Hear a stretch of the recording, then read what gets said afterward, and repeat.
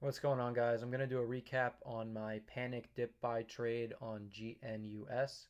So I'm sure you guys have heard how crazy of a stock this has been the past couple days. It's been running from under $1, and it topped out today at the almost close to 12.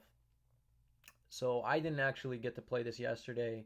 I didn't see a good entry off of it. I don't buy breakouts. And just looking at this company's SEC filings and looking at their fundamentals, I was actually more short biased on this ticker. However, I wasn't able to obtain any shares to short, so I wasn't able to make any short plays on this, and I'm kind of glad I didn't. Just as it just kept squeezing shorts all day yesterday, and even a little bit today.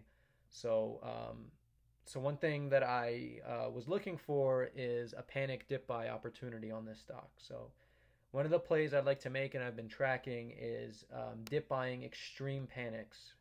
And the reason why this works when you have this crazy sell off here, where it's selling off almost $7 a share just in one go, is because one, the shorts that got squeezed from yesterday here with these arrows, as you can see, they are covering their position. So that means a lot of these huge sellers and big players in the game got squeezed all the way up, and they just kept averaging, either averaging down or just waiting for the stock to do its inevitable drop.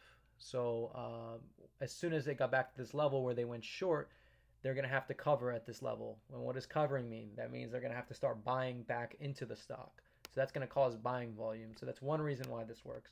Another reason why this tends to work is because people that are holding on to the stock are going to be averaging down. So that means they're going to be buying shares in the lows, just to minimize their loss. Okay, so that's the reason for these bounces, and it's very important, one, that you track these bounces and know how much panic you need in order for this bounce to work.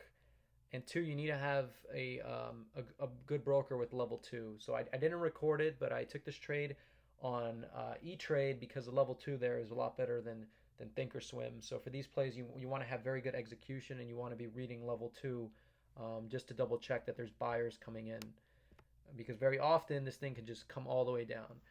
And the areas I look at are basically areas of previous resistance and support. So obviously yesterday the area I was looking at was the $5 level. So this is where the shorts were looking to cover. So I expected buying volume to be more or less in this $5 area.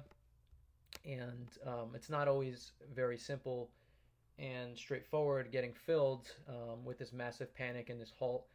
However, you can size down a bit and expect, huge bounces. Usually they're in the 30% range, and usually the larger the panic, the greater the bounce. So in this case, I got in a little late. I got in the 515s, and I sold into the mid sixes.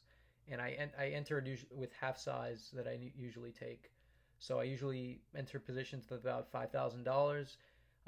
But with the crazy volatility here, I wanted to be a little bit more conservative, and I entered in the 640s.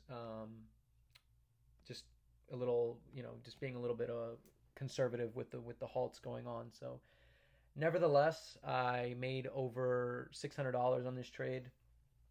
Again, not the best execution, but it's very hard to get filled when you have this crazy volatility going on.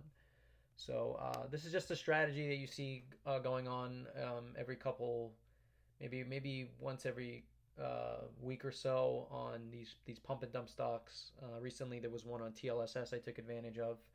So just be on the lookout when you have these crazy overextended stocks and there's negative news that comes out, or just regular panic.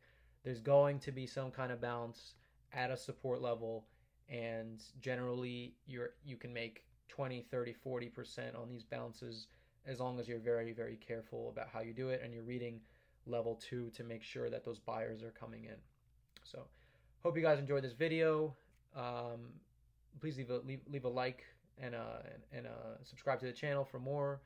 If you're interested in my strategy about how I go about doing my dip buys and essentially my long strategy, please check out my website.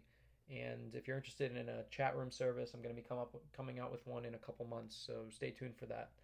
So, hope you guys learned something about this panic dip buying setup, and thank you guys for watching.